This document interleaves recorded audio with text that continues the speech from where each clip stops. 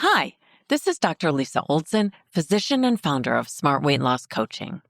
I'd like to briefly say thank you so much to our regular listeners who follow the show and tune in every week. My team and I are incredibly grateful that you take the time to listen in and also to share our show with those you care about. Truly, thank you. Also, if you're serious about wanting to lose weight, I'd love to see you increase your engagement with our podcast workbook. The workbook goes along with episodes number 1 through 50 and propels you to take action to create habits that will help you lose weight and transform your health. It's available through our website at smartweightlosscoaching.com.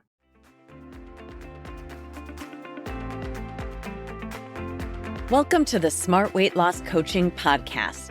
I'm Dr. Lisa Oldson, a board-certified weight loss medicine specialist and certified life coach. In this podcast, I'll share fresh insights and effective techniques for incorporating mindset, habit change, and proven science into your life. Are you ready to achieve sustainable weight loss, wellness, and longevity? Then let's jump in and lose weight the smart way.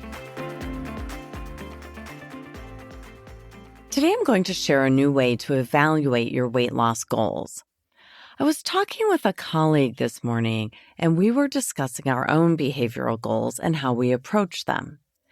She wants to increase her high-intensity exercise because that's been the most effective way to maintain her weight. So we talked about our schedules and how to carve out time for exercise while juggling jobs, kids, and all of the tasks involved in being a grown-up. That list of tasks, by the way, seems to have multiplied in recent years. Is it just me, or do you also have the sense that our pile of administrative tasks is growing at a rapid rate? Just keeping up with the communication from my kids' school is a part-time job, even though I do appreciate that communication. And whether or not you have school-age kids, life is pretty hectic. Most of us can use some help prioritizing our health and our weight. Anyway, so back to carving out time for things like cooking, exercising, and even journaling to support weight loss. My colleague asked a rhetorical question about goals that I thought was critically important, so I wanted to share it here. She asked, is the goal 100% compliance? 100% compliance. That's so interesting. Just to make sure we're all on the same page, let me quickly explain what physicians mean when they chat about compliance. One example is medication compliance, which refers to whether or not you're taking your meds exactly as prescribed. So if I prescribe an antibiotic to you and you have to take it 3 times a day, I can guess that compliance will be lower than if I prescribe a once-a-day antibiotic. It's not that you don't understand how important it is to take your medication as prescribed. It's that life is busy. 100% compliance means we do exactly what we've been instructed to do 100% of the time. But 100% compliance is not realistic in all situations. In fact, I'd say that 100% compliance is rarely realistic. Of course, there are times when we expect people to have 100% compliance with a plan. If I'm flying to a medical conference this weekend, which I am, I expect the pilot to be in 100% compliance with the safety check requirements before departure.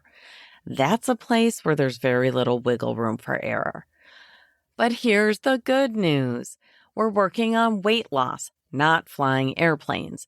So 100% compliance is not only unnecessary, it's punitive. Why would we do that to ourselves? Let me ask you this. Do you set aggressive, sweeping goals like these? I'm going to stop eating foods with added sugar. I'm going to cut out dairy. I'm going to walk for 1 hour every day. I'm going to give up wine, coffee, and Diet Coke and only drink plain water. I'm going full-on plant-based vegan starting now. That last one sounds kind of like me at times, which is when I know I need to calm down a little bit and relax around my health goals. How about you? When you make a plan like one of those in order to lose weight, Is your goal 100% compliance? Should it be? Those are big goals, and in my opinion, expecting perfect compliance is unnecessary. There's room here for progress, not perfection.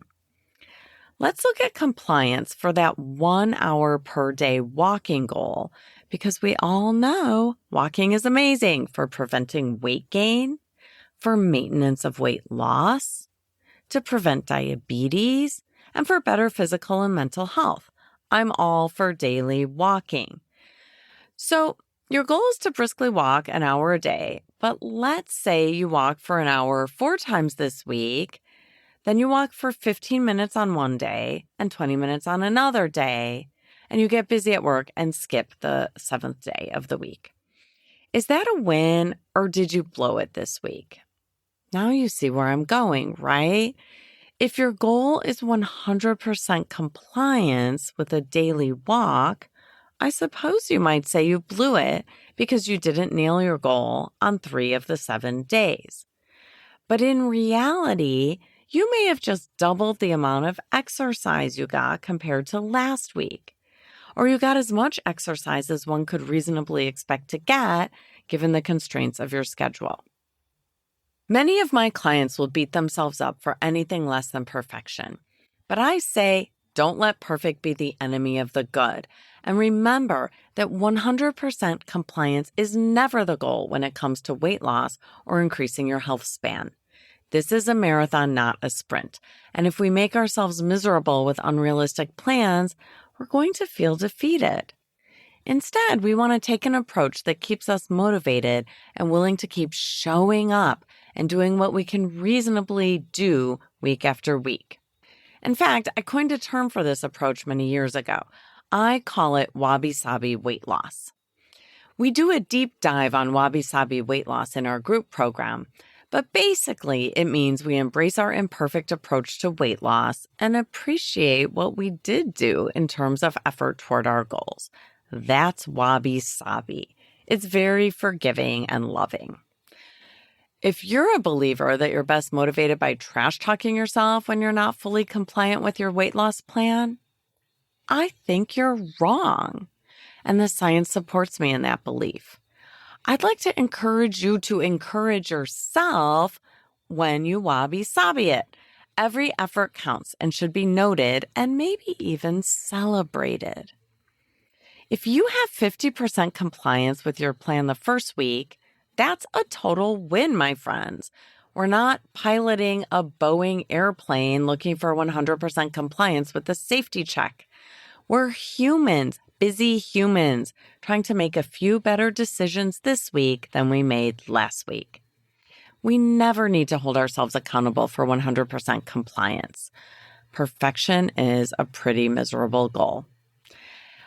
Although it's not sexy, sometimes good enough is really all that we need to make progress with weight loss.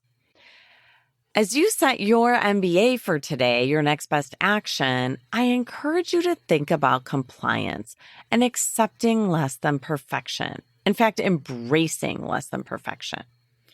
I'm all for aspirational plans for weight loss, but please celebrate your effort and your partial compliance along the way, because that will drive your willingness to show up and try again tomorrow. Wabi Sabi weight loss, people. Let's do it. Thanks so much for listening. If you'd like more support during your smart weight loss journey, check out our group coaching program at smartweightlosscoaching.com. Until next time, stay well and stay smart.